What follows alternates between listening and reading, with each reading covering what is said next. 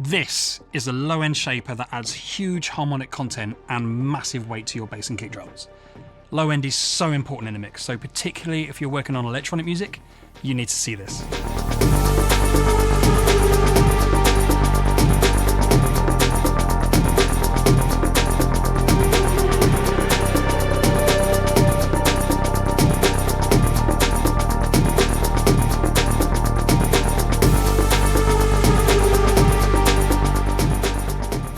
I'm really excited about this. It's been a while since something so different has landed in my rack, and it's crazy that this is Zombie REC's first ever product.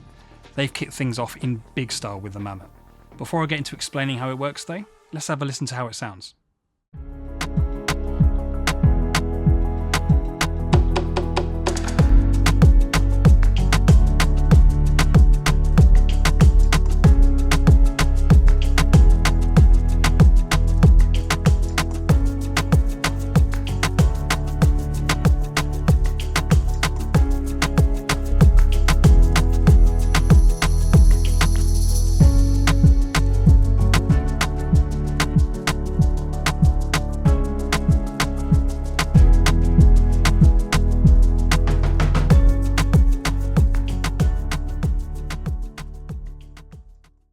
As you saw there, this is just filling out those low frequencies, almost like it digs out an extra octave of low end somehow.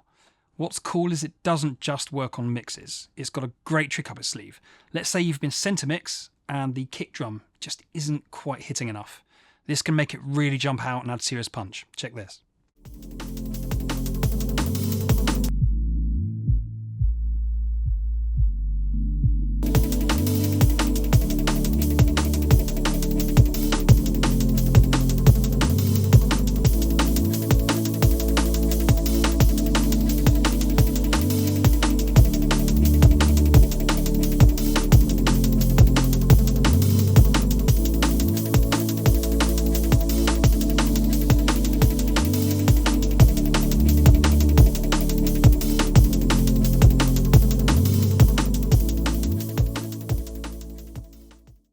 This is a really new kind of super versatile processor to use, so let's show you how it works. First we have the high pass filter. This only cuts up to 44 Hz, so when you set it to say 21 Hz, you're cutting only the deepest subfrequencies that you can't even hear on most speakers, but which can really kill headroom in mastering. This helps you keep your mixes sounding loud after the mastering process. A really important feature of this unit is the crossover. You can set it between 85 and 200 Hz, so what the Mammut's doing is only processing the audio below the chosen crossover point. Anything above that just bypasses the processing completely. The listen button you'll have seen me use earlier mutes everything above the crossover, so you can hear the changes you're making in isolation from the rest of the mix should you wish to. Then we have the EQ section. We have a low and a high frequency control, but one of the first things you'll notice is that both controls have the same range. So yes, you could, if you wanted, set the low control all the way up to 106 Hz and the high control all the way down to 26 Hz. So what's going on here? The way this works is that instead of controlling a single point of EQ, you're controlling 2 points with a single gain control. Both are boosted or cut equally by the amount of gain you dial in. So if you add, say, 3 dB of gain with the low set to 26 Hz and the high set all the way up to 106 Hz, you get this shape. And if you sweep the low up to match the high, you get this result. So playing around with these settings lets you shape the low end in ways you probably haven't before. This is then fed through either a compressor or an expander, depending on which setting you choose. This section works as you'd expect, with controls for threshold, makeup gain, ratio, attack, and release.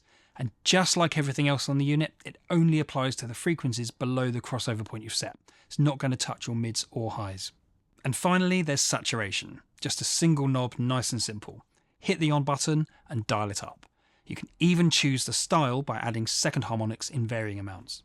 As I believe all outboards should have these days, this unit also has digital control and recall functionality. The plugin it comes with covers all the controls on the unit and also adds the ability to make and save your own presets, which is great for instantly recalling the settings you find work best. I think it's a bold move for a company to release something like this as their first product, but a really clever one. There are hundreds or even thousands of compressors and EQs on the market, but very, very few low-end shapers like this, which is surprising if you think about it, given how important low-end is in music today. Zombie REC, if you're watching, you've absolutely smashed it out of the park with this. Can't wait to see what you come up with next. If you enjoyed this video, give it a like. It really helps us out. We've got plenty more demos, reviews and comparisons coming your way, so hit the bell icon and you'll be the first to see them. Thanks for watching, see you next time.